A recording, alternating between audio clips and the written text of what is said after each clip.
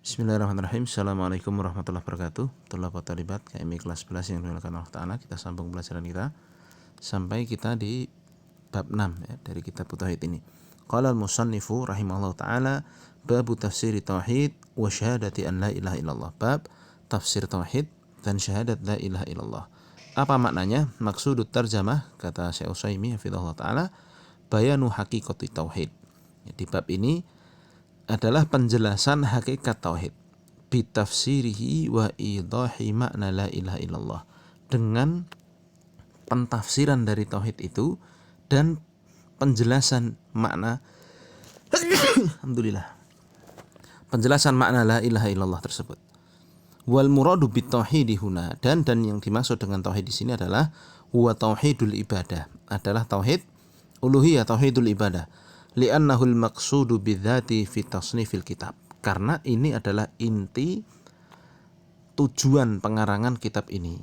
Dzakarahu Ibnu Qasim Al-Asimi fi hasyatihi ala tauhid, ya, yang disebutkan oleh Ibnu Qasim Al-Asimi dalam catatan beliau, ya. Hasyiah itu apa? Syarah ringkas begitu tentang kitab tauhid ini juga. Taib. Jadi yang dimaksud adalah ya, hakikat tauhid dan penafsiran, penjelasan dari makna la ilaha illallah itu sendiri. Dan tauhid yang dimaksud di sini adalah tauhid uluhiyah.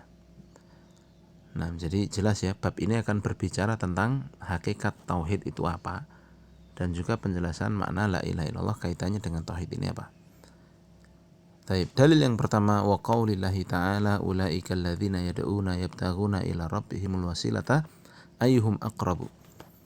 Allah Subhanahu wa taala berfirman, ulaika, mereka, alladzina yad'una, yang mereka doai, yabtaghuna ila rabbihimul wasilata ayyuhum aqrabu, mereka yang dimintai doa, mereka itu juga ternyata berharap kepada Tuhannya, kepada Allah Subhanahu wa taala, wasilah. Mana di antara mereka yang paling dekat? Kita baca penjelasan dari Syekh Utsaimin.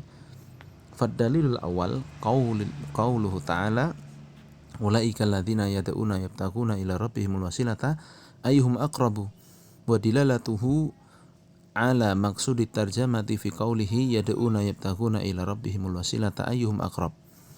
Ya. Fa haqiqatut tauhid, hakikat tauhid, ifradullahi wahdahu fil ibadati, yaitu mengesahkan Allah dalam peribadatan, bitawajjuhi ilaihi, dengan menghadapkan semua jenis peribadahan hanya kepada Allah Ta'ala.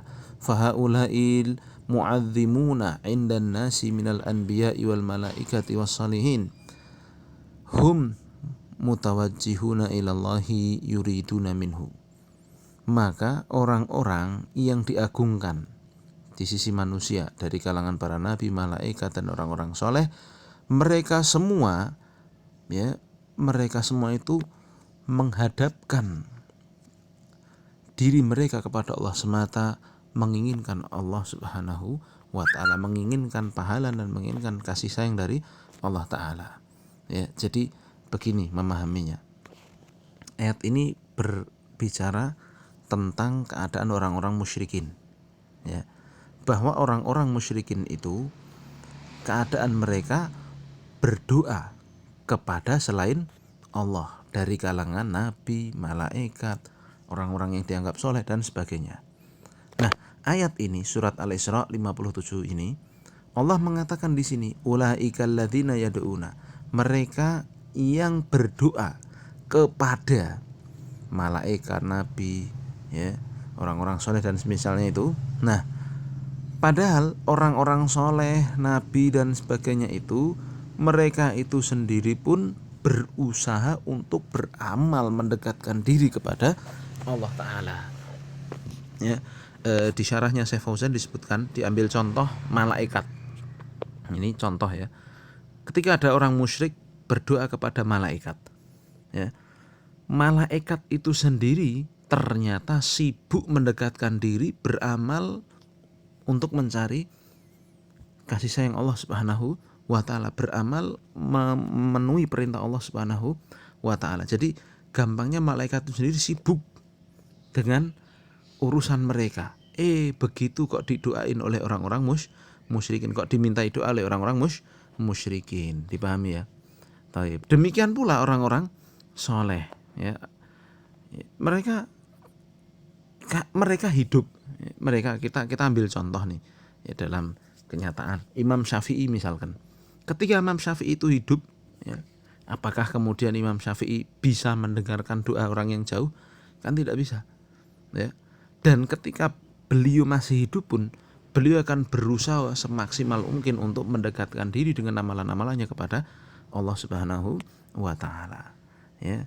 Jadi gampangnya begini, yang didoai oleh orang-orang musyrikin itu, ya, baik kalangan nabi, malaikat dan sebagainya, mereka sendiri itu juga sibuk punya urusan mendekatkan diri pada Allah Subhanahu wa taala kalau mereka hidup. Ya, kalau mereka sudah meninggal kan tidak bisa mendengarkan apa-apa, ya.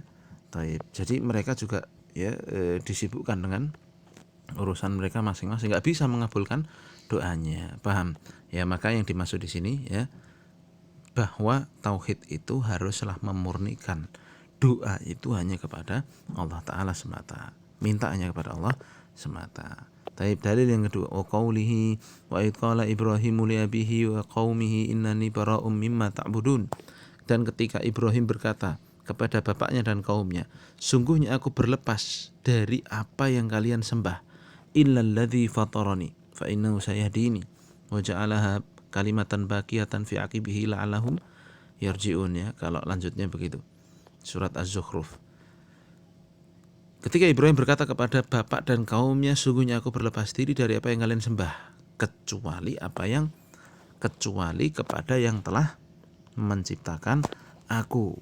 Penjelasannya, kata Syekh Utsaimin hafizallahu taala, wa dalilu tsani, ya, qauluhu ta'ala, ya, wa dilalatuhu ala maqsudi tarjamati min wajhain.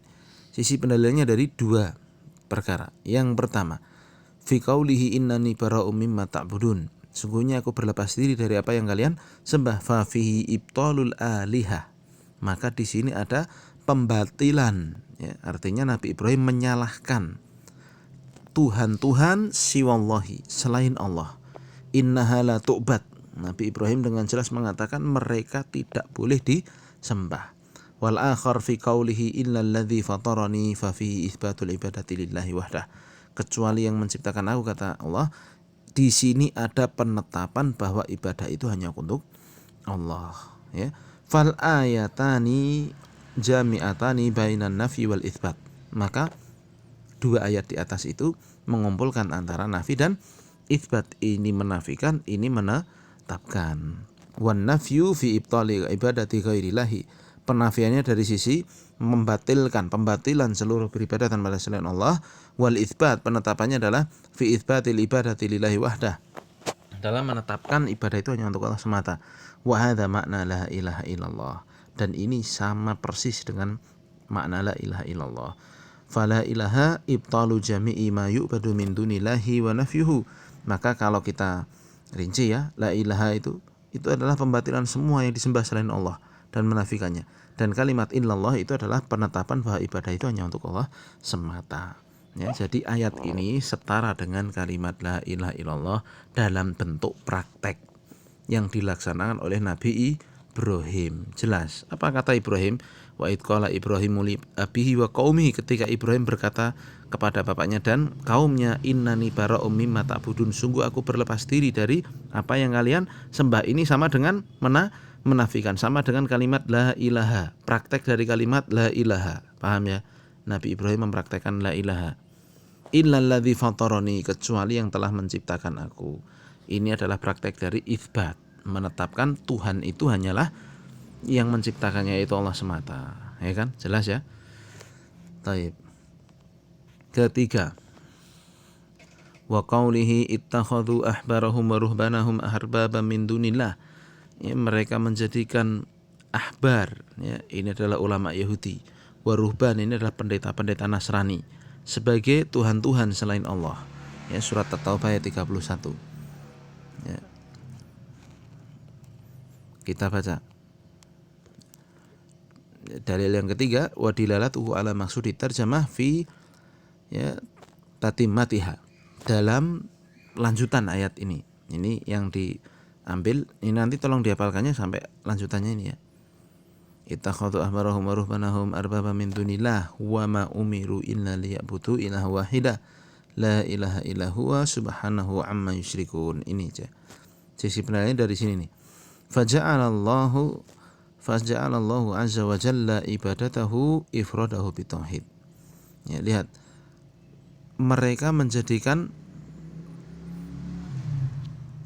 pendeta-pendeta, rohib-rohib dan pendeta mereka sebagai Tuhan-Tuhan selain Allah. Wa ma umiru illa liya'budu ilahan wahida, padahal mereka tidaklah diperintah kecuali untuk menyembah Tuhan yang satu. La ilaha illa huwa, tiada yang berhak disembah kecuali Dia, Allah.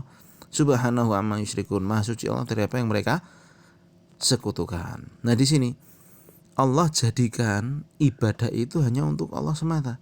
Annaha hiyallati amara biha ahlul kitab, dan bahwa Allah dulu dan sampai sekarang pun menyuruh orang Yahudi dan Nasri sebenarnya untuk menyembah Allah semata. Wa akada hadza biqaulihi la ilaha illa huwa, dan Allah menekankan dengan kalimat la ilaha illa huwa. Thumma akadahu bitanzihi nafsihi amma yasna'uhul musyrikuna min du'ai ghairi.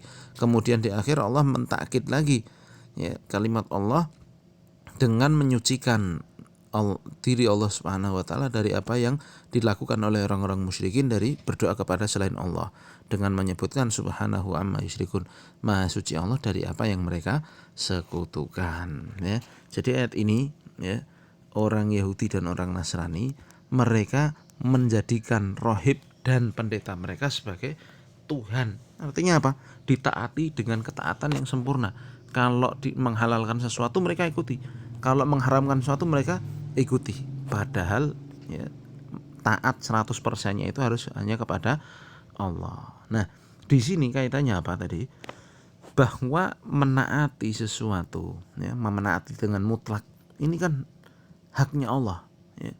Maka kita nggak boleh untuk menaati 100% ya, menghalalkan itu semua harus pakai dalil dari Al-Quran dan Sunnah, tidak boleh seenaknya ya. Maka di sini jelas sekali ya, tafsir tauhid itu ya, bahwa seorang itu tidak boleh menjadikan selain Allah untuk ditaati 100%, menjadikan selain Allah dan Rasulnya ditaati 100% sebagaimana orang-orang Yahudi dan Nasrani ini. Kalau sudah begitu mereka akan jatuh dalam syirkut ta'ah, syirik dalam masalah ketaatan ya, sebagaimana mereka ya, ini sebagaimana yang disebutkan dalam kisah sahabat Adi bin Hatim radhiyallahu ta'ala anhu.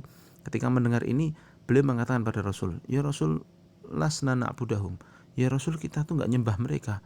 Maka Rasul pun menjawab ya, awalaisa idza harramul halala haramtumuh wa idza halalu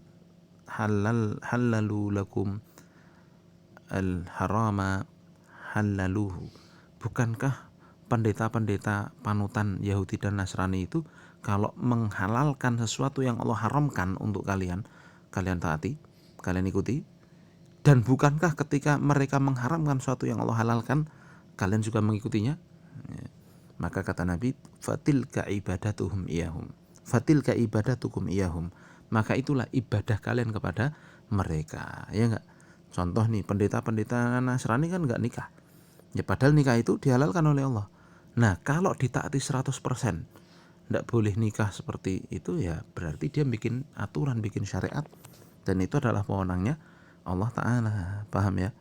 Taib. Ini tafsir tauhid ya, bahwa tidak boleh bagi orang Islam itu seperti Yahudi dan Nasrani ya, taat 100% kepada selain Allah dan Rasulnya ya, membuat syariat-syariat sendiri.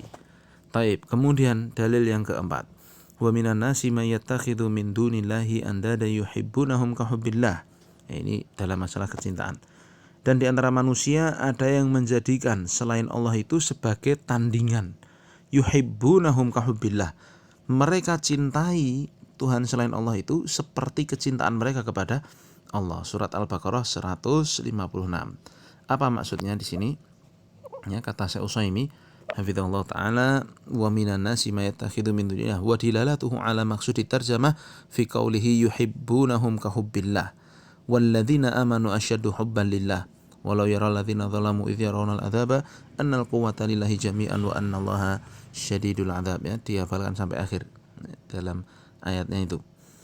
Fa haqiqatut tauhid, ya, maka hakikat tauhid dalam ayat ini ifradullahi bil ibadah, mengesahkan Allah dalam ibadah. Wa huwa alladzi, ya, fa'alahul mu'minuna fi mahabbatihim lahu, yang mana itu tercermin dari apa yang dilakukan oleh orang-orang beriman dalam masalah kecintaan kepada Allah.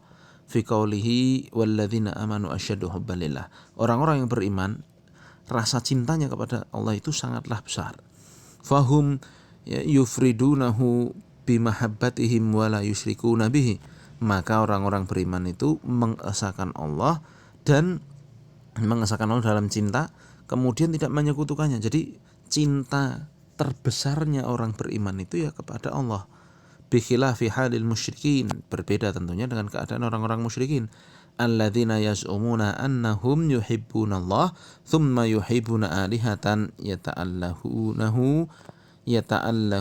laha min dunihi, yang mereka mengklaim mereka ngaku cinta Allah, tapi kemudian mereka mencintai Tuhan-Tuhan selain Allah yang mereka sembah, ya, yang mereka sembah dan mereka cintai seperti cinta mereka kepada Allah. Ya, ini saya ambil contoh, ya, untuk memudahkan. Jadi ini adalah berbicara masalah kesyirikan dalam masalah cinta. Ya, kita itu kalau sudah cinta kepada sesuatu akan memberikan segalanya, kan begitu, ya kan? Nah, demikian kepada Allah Subhanahu wa ta'ala. Kalau kita cinta kepada Allah, kita disuruh ibadah gampang, kita disuruh jihad di jalan Allah gampang, dan seterusnya, ya enggak? Kita disuruh thalabul ilmi gampang, dan seterusnya. Tapi, ya, kalau ini lihat, di antara manusia ada yang menjadikan selain Allah sebagai tandingan Allah. Mereka cintai sebagaimana cinta mereka kepada Allah. Jadi ibaratnya begini nih, ya, ibarat kata ini hati, ya.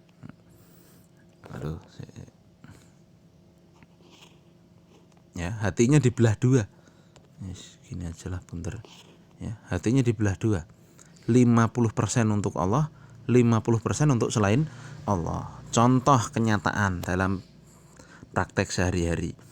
Allah nyuruh sholat, Allah nyuruh puasa, Allah nyuruh menjauhi segala sesembahan selain Allah.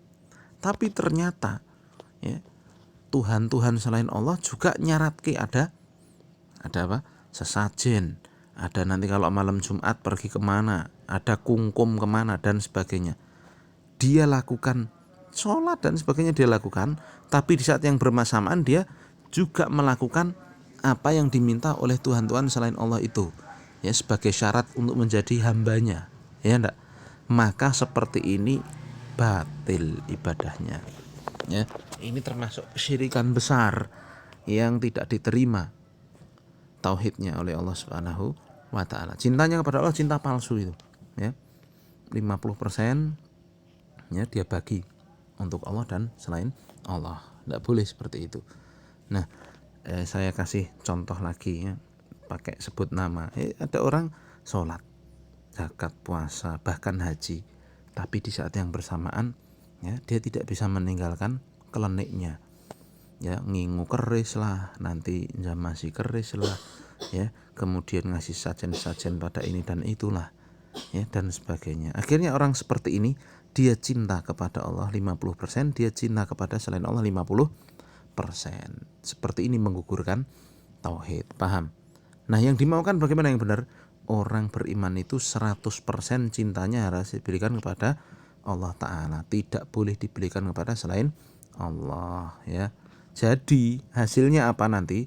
Kalau ada sesuatu yang bertentangan dengan apa yang Allah dan Rasulnya perintahkan, kita disuruh meninggalkannya mudah, begitu, ya. Kita tahu, ya, hal-hal ini maksiat, ya, contoh, ya, musik maksiat, ya, nonton film yang nggak jelas itu maksiat, ya, dan sebagainya maksiat, ya, kita tinggalkan dengan mudah, ya. Lalu ada, ya, misalkan ada orang yang ikut itu pencak silat, ya, ternyata kok disuruh melakoni kegiatan-kegiatan yang ternyata itu kesyirikan. Nah, gimana kalau seperti ini?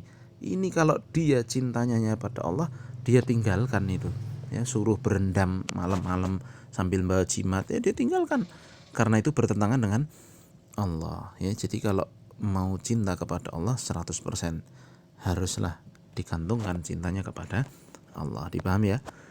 Tapi kemudian, ya, dalil yang terakhir, wa fi sahihi anin nabi sallallahu alaihi wasallam annahu qala, man qala la ilaha illallah wa kafara bima yu'badu min dunillah haruma maluhu wa damuhu wa hisabuhu 'ala Allah azza wa jalla. Ya. Siapa yang mengucapkan la ilaha illallah lalu dia kufur terhadap semua sesembahan selain Allah, maka haram hartanya, haram darahnya, dan hisabnya kelak hanyalah atas Allah Subhanahu wa taala. Wa syarhu hadhihi tarjamati ma ba'daha minal abwab, dan penjelasan lebih rinci masalah lagi, ya, masalah tauhid secara lebih mendetail adalah bab-bab setelah ini. Taib dalil yang kelima, ya, disebutkan disyarah oleh Syekh Utsaimin hafizahullah taala, haditsu Tariq ibni, ya, Asyam al-Asja'i, hadisnya sahabat Tariq bin Asyam al-Asja'i radhiyallahu ta'ala anhu, anna Nabi sallallahu alaihi wasallam qala, ya, bahwa Nabi mengatakan, dalil tadi, ya, hadisnya riwayat Imam Muslim. Wa dilalatuhu ala maksudi tarjamati min wajhain, dan sisi pendalilannya dari dua perkara. Yang pertama, man qala la ilaha illallah, siapa yang mengatakan la ilaha illallah, ai qaulan, ya, muqarinan i'tiqadahu ma'naha wa amilahu bimuqtadaha min itsbatil ibadati lillahi wahdah wa nafyiha an ghairihi, wa hadza tafsirut tauhid. Ya, maksudnya siapa yang mengucapkan la ilaha illallah, artinya dia ucapkan, ya, yang ucapannya itu terkait dengan keyakinan dan dia paham maknanya, dan dia mengamalkan konsekuensinya dari menetapkan ibadahnya kepada Allah semata dan menafikan ibadah kepada selain Allah. Inilah yang dikatakan dengan tauhid. Jadi siapa yang mengucapkan la ilaha illallah dengan penuh keyakinan dan pengamalan terhadap isinya, ya. Wal akhar fi qaulihi wa kafara bima yu'badu min dunillah, dan dia kufur terhadap apa yang disembah selain Allah, fa inna tauhid la yasihu illa bi ibtali ibadati ghairillah, karena tauhid itu tidaklah sah kecuali dengan pembatilan ibadah kepada selain Allah. Jadi tauhid itu nggak bisa digabungkan dengan syirik. Ya sholat tapi ya kedukun, ini nggak bisa. Ya sholat tapi ya ngasih sajen, ini nggak bisa, nggak benar. Nah, kata Nabi di sini, kembali ke dalil, ya, siapa yang mengucapkan la ilaha illallah dengan penuh keyakinan dan mengamalkannya, ya, lalu dia mengkufuri semua sesembahan selain Allah, dua hal, ya, yang disyaratkan, ya, dia kufur kepada sembahan selain Allah, maka ini, ya, dia orang yang beriman dengan iman yang sejati, ya, maka haram hartanya, darahnya, dan hisabnya kelak hanyalah kepada Allah Ta'ala semata, ya. Dan ya, ini keutamaan, ya, orang yang memiliki tauhid. Jadi orang yang bertauhid itu, ya, seperti ini, ya, tidak boleh diganggu, ya, bahasanya begitu, ya. Dan orang yang bertauhid itu haruslah melaksanakan tauhidnya dengan benar, dengan meninggalkan seluruh sesembahan selain Allah. Taib, selesai. Subhanakallahumma bihamdika asyhadu an la ilaha illa anta astaghfiruka wa atubu ilaik. Untuk masailnya kita bahas berikutnya. Assalamualaikum warahmatullahi wabarakatuh.